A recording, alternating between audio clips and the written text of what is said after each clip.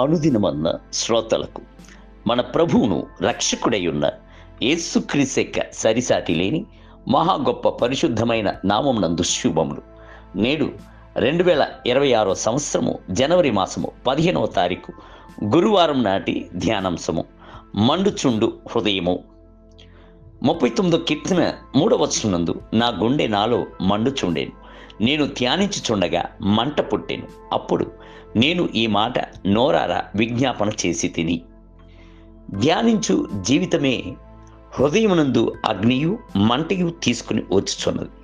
ఇస్సాకు ఒక ధ్యానించే పురుషుడై ఉండెను. సాయంకాల సమయం నందు ఏకాంతంలోనికి వెళ్ళి ప్రభువును గూర్చి ఆయనకు వాగ్దానమును గూర్చి ధ్యానించుచున్న అలవాటును కలిగి ఉండెను. అతని తరువాత మిగుల గొప్పగా ధ్యానించే పురుషుడు అంటే అది దావీదై ఉండెను. యెహోవా యొక్క ధర్మశాస్త్రమందు ఆనందించుచు దివారాత్రములు దాన్ని ధ్యానించువాడు ధన్యుడు అని ఆయన వ్రాయిచున్నాడు. 1వ కీర్తన 2వ వచనం. అన్ని ధ్యానముల కంటేను మిగిలిన ఔన్నత్యమైన ధ్యానము సిలువని గూర్చిన ధ్యానమే. ఎంతకెంతకు సిలువలో వేలాడిన క్రీస్తును గూర్చి మీరు ధ్యానించుచున్నారో అంతకంతకు మీ హృదయము మండుచుండును. దేవుని యొక్క ప్రేమ మీ యందు అత్యధికమగును. ఒక దైవ సేవకుణ్ణి ప్రభు బహుబలముగా వాడుకొనెను. కారణము ఆయన తన యొక్క ప్రార్థన యందు 3 దినములు లేక 4 దినములు దేవుని సముఖం నందు పడి ఉండి ఆసక్తితో ప్రార్థించును. నేను మోకరించుచున్నప్పుడెల్లను శిలువలో ముళ్ళ కిరీటమును ధరించబడ్డ ఆయన యొక్క శిరస్సును చూచెదను. ఒక్కొక్క గాయముగా తలంచి ఇది నా కొరకే కదా అని చెప్పి కన్నీళ్లను చిందించేదను. దేవుని యొక్క ప్రేమను నా హృదయమునందు మండుచుండును. కృపగల ఆత్మను నాపై కుమ్మరించి గంటల కొలదిగా ప్రార్థించుటకు ప్రభువు నాకు బలమును దయచేయును అని ఆయన చెప్పాను. దేవుని బిడ్డలారా, తలంపులను ఒకటిగా కేంద్రీకరించి కల్వరి శిలువను తేరి చూడుడి. పాపపు తలంపులను మీ నుండి తొలగించి యేసుని రక్తమును ధ్యానించుడి. దేవుని యొక్క పలు రకాల నామములను గూర్చి ధ్యానించుడి. ఆయన యొక్క గుణాతిశయములను దైవిక స్వభావములను గూర్చి ధ్యానించుడి. ఆయన చేసిన అద్భుతములన్నిటినీ ధ్యానించుడి.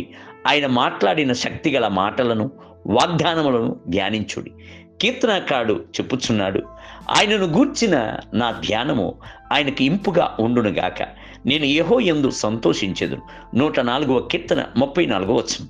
ధ్యానించడం ద్వారా వచ్చు సంతోషము మధురముగా ఉండును అని దావీదు వ్రాయిచున్నాడు. ప్రభు చేసిన మేళ్లను జ్ఞాపకము చేసుకొనుచున్నప్పుడు, ప్రభు మిమ్ములను నడిపించుకుని వచ్చిన మార్గము తలంచి చూచుచున్నప్పుడు నిశ్చయముగానే మీ యొక్క అంతరంగమునందు ఆనందము కలుగును. ప్రభు చేసిన మేళ్లను ధ్యానించగా పరలోకపు అగ్ని దిగివచ్చుటను గ్రహించుదురు. మీకు తెలియకుండానే ప్రభువును స్తుతించుటకు అనిపించును. ఆత్మతోనూ సత్యముతోనూ ఆరాధించుటకు ప్రభువుచే ప్రేరేపించబడుదురు. ప్రభువును స్తుతించుటకు అన్ని వేళయు తగిన వేళయే. అయినప్పటికీ ఉదయకాల సమయమున ప్రభువునకు ప్రథమ స్థానమును ఇచ్చి ఆయనను ధ్యానించుట వలసిన సమయమునై ఉన్నది. మధ్యాహ్నపు వేళయు కూడాను పనుల మధ్యలోను ప్రభువును జ్ఞాపకము చేసుకుని ఆయన పొగుడుచుండు సమయమునై ఉన్నది.